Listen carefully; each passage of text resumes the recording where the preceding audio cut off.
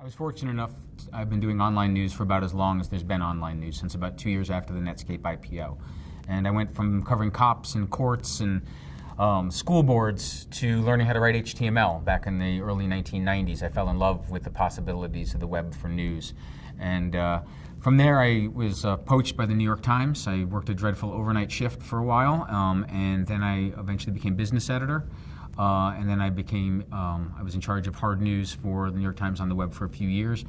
And after that, I went on to become managing editor of Forbes for about 10 years. And through all of that, what I found that was really interesting was video got more, but it didn't get better.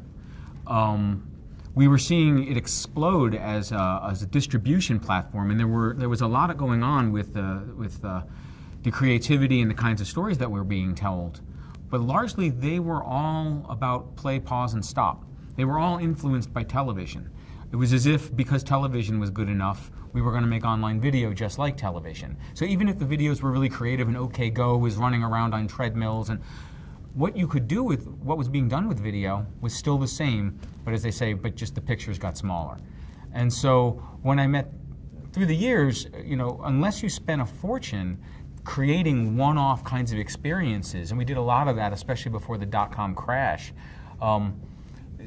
you weren't able to do the things you could do with the rest of the internet. It seemed like we had simply taken cool computers and turned them into cable boxes. And there was so much more possibility, but you had to spend a fortune to do it. So when I met the guys from Verse, I jumped out of a perfectly good airplane at Forbes because I realized that they had really cracked the code on this thing. They built a content management system that I can train you on in 15 minutes that lets you do things that were utterly impossible to do even a couple years ago. And you can do it for plans that start as low as $15.99 a month. So we're hoping to be able to really democratize interactive as a storytelling medium, because unless lots and lots of people try something, and there's a low barrier to entry, and you can risk and try and experiment, play and fail, it'll never really catch on and become the medium that it could be.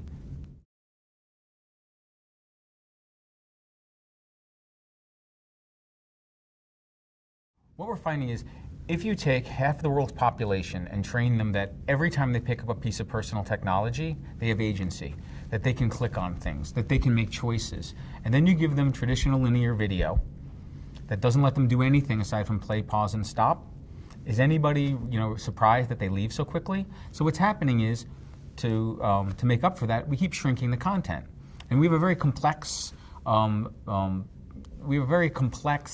world that doesn't necessarily fit the confines of tiny snackable content. So what we're doing with Verse is we're letting people tell kinds of rich, sophisticated stories that they can really deeply engage with. And what happens when you let people engage? They do. And we're finding that they do in overwhelming numbers. We're seeing interactivity engagement rates upwards of 60, 70, 80%.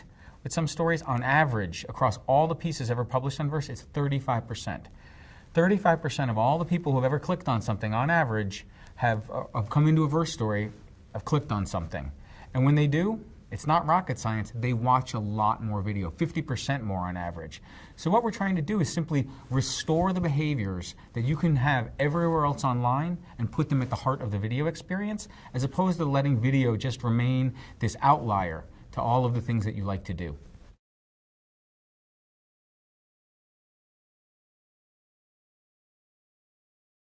It's story. It's story, story, story. And what we find is, what's wonderful with Verse is, if you have a group of people who are enthusiastic about something, you can now feed them a near infinite amount of material about it. We have a piece that we did with the North Face. And if you like North Face and you like mountain climbing, you will literally consume as much mountain climbing as we can feed you. But you couldn't before. You'd end up back in a playlist or lost out somewhere on YouTube. And how do you find the next piece? Now, we make it simple on the viewer. We put it right in front of you. So you want to learn more about this climber, you click on him. You get a whole bio. You want to learn more about this piece of gear, click on it. Get more about that piece of gear. Want to find out more about this part of the mountain or that part of the mountain. So for people who are excited about what they're viewing, it offers near limitless possibilities about how much content you can consume, and the data bears it out.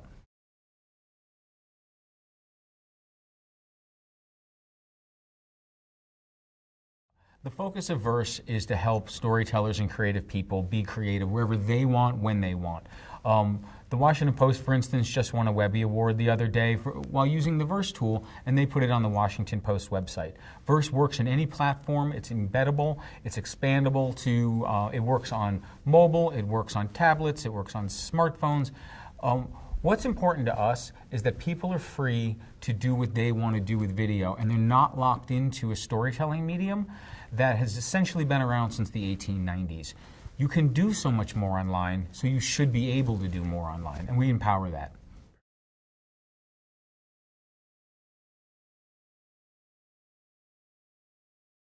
I think for brands, the big peril right now is advertising is at a point where we've trained billions of people to get what they want when they want. It's an on-demand universe. So the model where you continue to interrupt people from getting what they want, it may have worked for the last 50 years, it may not work for the next 10. So we're empowering brands, advertisers to create rich, real, authentic storytelling experiences that people want to engage with. And we're seeing that. We did a piece with the North Face, and we had a great thing happen. We got a call from a newspaper in Alaska, in the editorial department, and they said, hey, this is a really cool mountain climbing documentary you guys did. Would you mind if we put it up on our website? And we said, it's an ad. You know that, right? And they said, no, we didn't think that. We just thought it was cool. Right? And we think that is the future of advertising. Advertising that is so rich and interesting that people want to participate in it. And with us, you don't have big budgets, you don't have to deal with big production times, you can just build really cool things that people can engage with.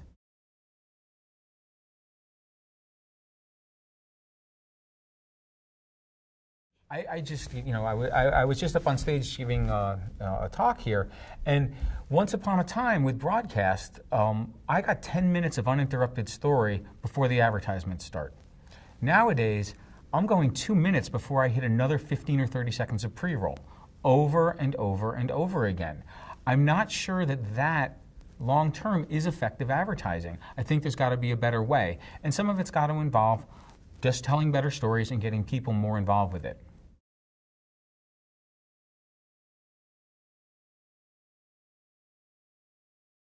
There are a lot of folks who, are thinking the same way, and I think we're going to see a story is a story is a story, right? Bad or good, and we're seeing people tell brands can tell great stories, and we're just hoping to empower that with the tool.